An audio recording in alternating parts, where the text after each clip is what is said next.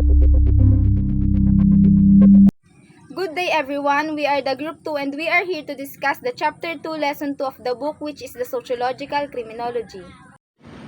Sociological Criminology. From the word itself, Sociological Criminology, ibig sabihin may kinalaman ito sa society. At sinasabi din sa Sociological Criminology na malaki ang epekto or impluensya ng mga taong nakapaligid sa kanya sa behavior na inaasta niya. At ang society, napakalaki ng nagiging dahilan nito kaya nagiging kriminal ang isang tao. Dito sa Sociological Criminology, pinag-aaralan ng social life, social change, and social factors that impact human behavior.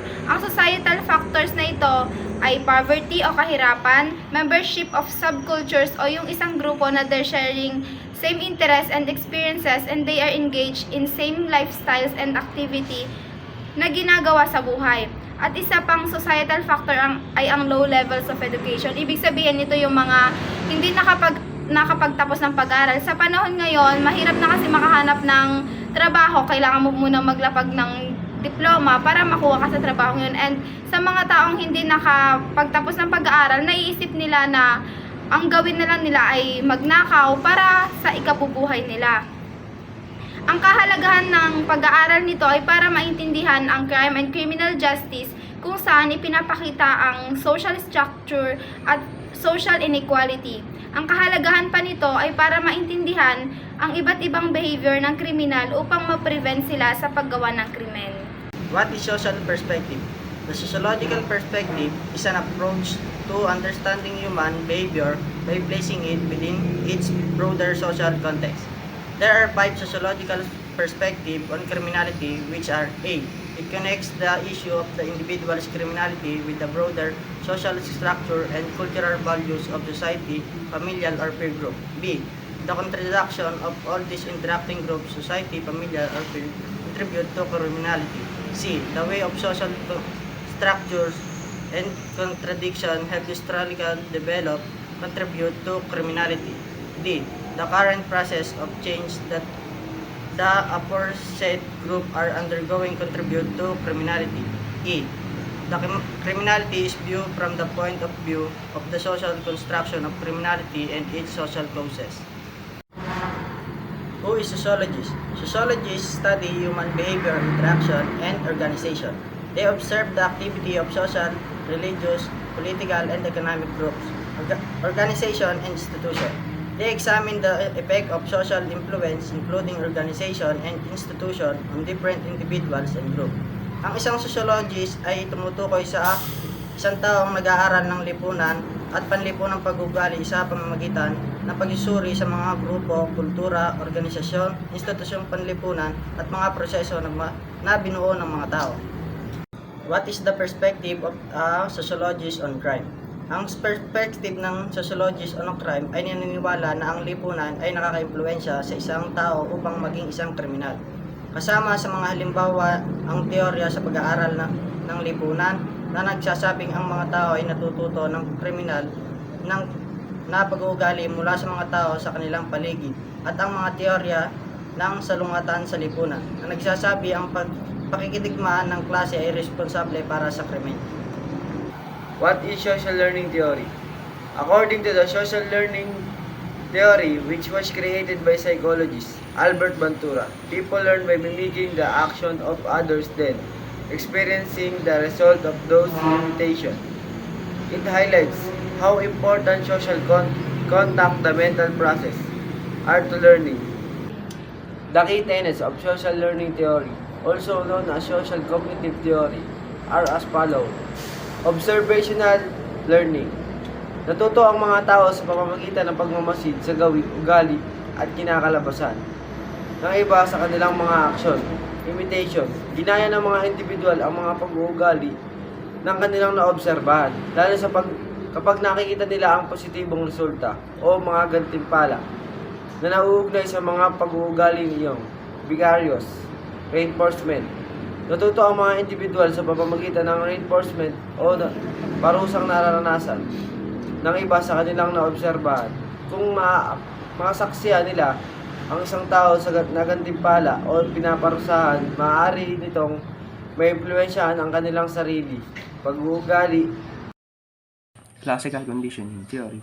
Sa teorya na ito, sinasabi na lamang na yung behavior ng tao ay repetitive at nakabase sa stimulus yung magiging response. At teoryang ito, sinasabi na ang environment o yung mga nasa paligid natin ay nakakaapekto sa magiging behavior natin, or kung ano yung mga nasa paligid o nakikita natin ay nakaka-impluwensya sa kung paano tayo mag-isip, makaramdam at kumilos. Operant conditioning theory. Sinasabi naman ni Skinner sa teoryang ito na yung behavior ng tao ay pwedeng voluntary or determined, nakabase ito sa reward or consequences na matatanggap nila kapag ginawa nila yung isang bagay na. Kapag may reward, syempre gagawin nila yung isang bagay, at kung may consequences naman o parusa, iiwasan o hindi nila gagawin yung isang bagay. Bandura's Four Principle of Social Learning Theory. Albert Bandura was an influential social cognitive psychologist who was perhaps best known for his social learning theory, the concept of self-efficacy. The importance of this is to examine how behavior is imitated by others, especially children. Furthermore, the importance of social learning theory can unveil new methods of teaching. This can be looking at how others copy behavior, identification, and implementing this learning by doing strategy. Nag-define siya ng 4 principles na social learning theory. Ito ay ang attention, retention, reproduction, at motivation. Attention, sinasabi dito na nanonotice natin yung behavior nila, at kapag may nakita tayo na there is something off or magkakaiba sa situation na yun, nagpo-focus tayo sa bagay na yun, and which is nagamitan na natin siya ng attention. Then, retention naman, ito kung gaano katalas ang memory natin para maalala yung behavior na yon. Sinasabi dito na natututo tayo dahil sa mga information na nare-retain sa utak natin. At nagre-respond tayo sa situation na yon dahil may mga information na tayo kung paano ba mag-respond in that particular situation. Pangatlo ay ang reproduction. Sinasabi dito na ito yung ability natin na i-perform yung behavior na dinemonstrate sa atin ng model. Sinasabi dito na malaki ang naitutulong ng pag-practice natin sa mental at physical natin para ma-improve kung paano tayo mag-respond. Last is the motivation. It is said that it is the will to perform the behavior. The rewards and punishment that follow a behavior will be considered by the observer. Modeling and underlying cognitive processes. Social learning theory draws heavily on the concept of modeling as described above. Bandura outlined 3 types of modeling stimuli. So, number 1, live models is a person wherein they demonstrate or act in their desired behavior. Number 2, verbal instruction ay isang teorya kung saan ang mga individual ay gumagawa ng isang detalyadong paglalarawan sa isang tiyak na pag-uugali at nag-uutos sa ibang tao kung paano kumilos ayon sa pag-uugali. Number 3, symbolic. Symbolic ay isang uri ng pagmamodelo na nangyayari sa tulong ng media tulad ng mga pelikula, telebisyon, internet, panitikan at radyo. Adolf Quetelet, itinatag at pinamunuan niya ang Brussels Observatory at naging may impluwensya sa pagpapakilala ng mga pamamaraang statistika sa mga agham panlipunan. Itinatag niya ang agham ng anthropometry at binubuo ng body mass index scale na original na tinatawag na Quetelet Index. Si Quetelet kasama si Andre Michel Jerry ay tumutulong sa pagtatag ng cartographic schools at positive schools of criminology na gumagawa ng malawak na paggamit ng mga statistical na pamamaraan sa pamamagitan ng statistical na pagsusuri. Nakuha ni Quetelet ng pananaw sa mga ugnayan sa pagitan ng krimen at iba-ibang panglipunan. Salik, kabilang sa kanyang natuklasan ay ang matibay na ugnayan sa pagitan ng edad at krimen, gayon din ang kasarian at krimen. Ang ibang may impluwensya sa salik na natagpuan niya ay kinabibilangan ng klima, kahirapan, edukasyon at pag-inom ng alak. Kasama ang kanyang mga natuklasan sa pananaliksik na inilathala of the development of the propensity of crime. Rawson W. Rawson. Gumagamit siya ng mga statistika ng krimen upang magbukahay ng isang link sa pamamagitan ng density at populasyon at mga rate ng krimen na may mga masikip na lungsod na lumilikha ng isang kapaligiran na kaaya-aya para sa makrimen. Henry Mayhew, gumagamit siya ng mga empirical na pamamaraan ng etnograpikong diskarte upang matagpuan ang mga panlipunang katanungan at kahirapan sa London. Nabatay sa kanyang pananaliksik na pinamagatang London Labor and the London Poor. Emily Dockery, tinuturing niya ang krimen bilang isang hindi maiiwasang aspeto ng lipunan na may hindi pantay na pamamahagi ng yaman at iba pang pagkakaiba sa mga tao. Ang mga kanyang konsepto ay humahantong sa pagbuo ng anomy theory. William Adrian Bonger, naniniwala siya sa isang sanhi ng ugnayan sa pagitan ng krimen at pang-ekonomiya at panlipunan mga kondisyon. Ginigit niya ang krimen ay panlipunan, ang pinagmulan at isang normal na tugon sa umiiral na kultura. 1. Structural strain theory ay isang paraan ng pag-unawa sa krimen. Pinangangatwiran nito na ang istruktura sa loob ng lipunan ay nagre-resulta sa pagkapagod o mga panggigipit na nagiging sanhi ng mga tao na gumawa ng mga krimen. 2. Labeling theory ay naglalagay na ang pagkakakilanlan sa sarili at ang pag-uugali ng mga individual ay maaaring matukoy o maimpluwensyahan ng mga terminong ginamit upang ilarawan o yuri sila.